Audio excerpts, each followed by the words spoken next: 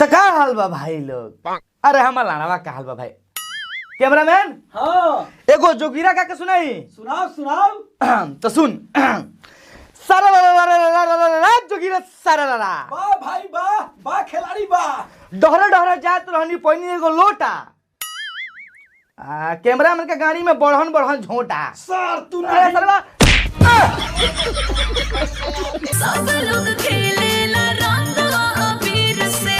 समझलो हलो ना समझलो बोलो भाई लोग लेट मी एक्सप्लेन हम समझा के तुम लोग बतावत नहीं। देखो लो भौजी के कहना ई बा अपन भातार से कि सब कहू होली में रंग और अबीर से होली खेलेला। तो भौजी तार भातरा कौन से होली खेलेला हो? गोबर और हगल से।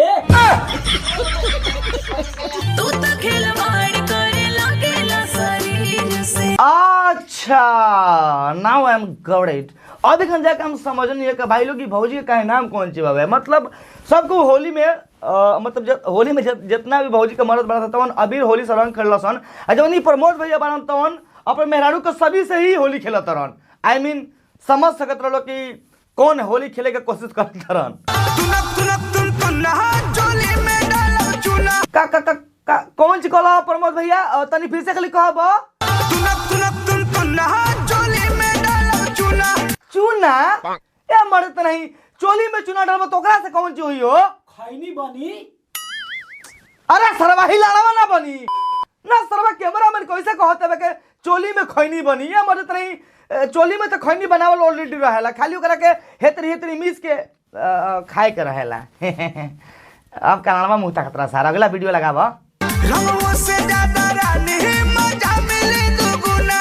का बात करत रे सरवा मतलब का बात करत रहा प्रमोद भैया के रंगों से ज्यादा मजा ओकरा में मिली? तो ए भौजी यो काम करो जैसे प्रमोद भैया कहत रहनु वैसे ही तू होली खेल लो वैसे ही तू रंग लगा लो। देखत रहो प्रमोद भैया के पिचकारी से रंग डाले के तरीका पूरा फचफचा देले बड़न लागत है कि हिला कभी चुआ दिहन टॉप से ना मतलब देखो लो भाई लोग रंग हाँ होली है भाई सब कहू अपन अपन मेहरारू संग अपन अपन माल संग रंग खेलला अभी लगावला लेकिन मारी फचफचा कर रखले बड़न। आ चलो भाई लोग इनकरा बताओ चलो कोनो बात नहीं के चलो लग मतलब ही काम कर बड़ान लेकिन हाई जोन बैकग्राउंड डांस सरवा बड़ा था इस सरवा कौन सी कहत रहा एक बार सुनबो लो सुनत रहो सरवा कहत रहा 9 महीना बादे खिलाइबू एगो मुन्ना। अरे सरवा सबसे तो हिजड़ा ही हितवा भाड़ा सन। देखो प्रमोद भैया तू भौजी के चोली में चूना डालो चाहे खैर डालो लेकिन हमरा का मत सुना बना ही तो दिमाग उमा खराब होई पेल पाल देम हम। का करे लाड़ चाटे मतलब देखो धनंजय भैया तू अपन ससुराली गइल पड़ता काहे हमनी के कह के गांव जरावत रह तहार साली बड़ी से तू जाकर रंग डालो हमनी से कहल तार जरूरी बावे ओ सरवा हमर ई लेके बुझत की भैया ससुराली गइल बावे ना गुवाली घर में गइल बावे। देखो तरलो भाई लोग एकरे के कहल जाला नमक पर जरल छिड़कल ना जरल पर नमक छिड़कल सरवा हमनी के साली नहीं की सुनते ही भैया बा अपन साली सन से जाकर पुआ खाए खातिर मांगत हवे तो हमनी के गांव जरी कि ना जरी।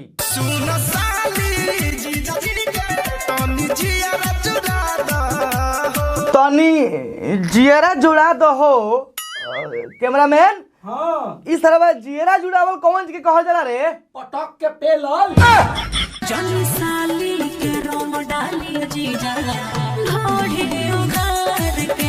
रंग डाली ये जीजा ढोड़ी उघार के। ए भौजी भाई लोग तोनी लोग एक बार धनंजय भाई के डांस के स्टेप देख लो मतलब ई भैया जी जो डांस की स्टेप करत रहनी ई स्टेप देखला के तो हम लोग का लगत है अगर भौजी की भैया दबोच ली तो खाली ढोड़िया उघार के रंग डाली ना पिचकरिया अपन एनो ने छलका के अगले इंजनवा में घुसा दी।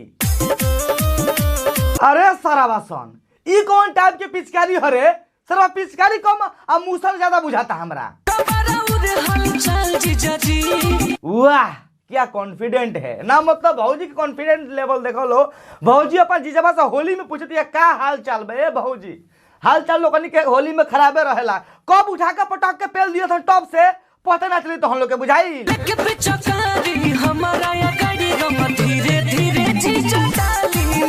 अच्छा तब भौजी कहना भी बाबे के लेके पिचकारी आ भौजी के आगाड़ी धीरे धीरे डाली ना ए भौजी जैसे ई सारा पिचकारी ले बनू मुसर ऐसन अगर गलती से तनी मनी आई मीन 1 से 2 इंच डाल दीनू तो ना चियार देबू।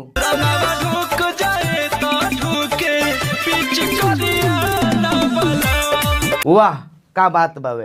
रंगवा ढुक जाए तो ढुके, लेकिन पिचकारी ना ढुके के चाहिए। अब भाई लोग तो हम लोग को पता हुई कि भौजी कौन पिचकारी के बारे में कहती है कि ढुकैया मत, कहे से कि भौजी के भी पता बावे कि लंबा चौड़ा बा कर पिचकारी 9 इंच से कम ना हो, वही से भौजी कहीं डरा गइल भैया।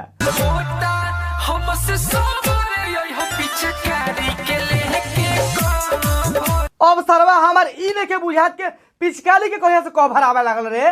ना भौजी कहती कि पिचकारी के कवर लेके यार सरवा पिचकारी के कवर ना होला, लाल के कवर होला। है भौजी दिमाग काहे खराब करता रू, सरवा दिमाग चाट के लाग दिले बड़ा। तो भाई लोग हम लेके चाहती कि तोने लोग के दिमाग इस सरवा चाटो सन, जितना चटवैले बड़ा उतना काफी बेबरा। ठीक बाबे, तो भाई लोग आज के बक्सो दिया है खत्म करते नहीं। आई होप कि तुम लोग आज की वीडियो देख अच्छा लागल। अगर वीडियो देख अच्छा लागल तो बोलियो भाई लोग, आई मीन कमेंट करके जरूर बताइए ये वीडियो का सबसे बेस्ट पार्ट तुम लोग कौन लागलो।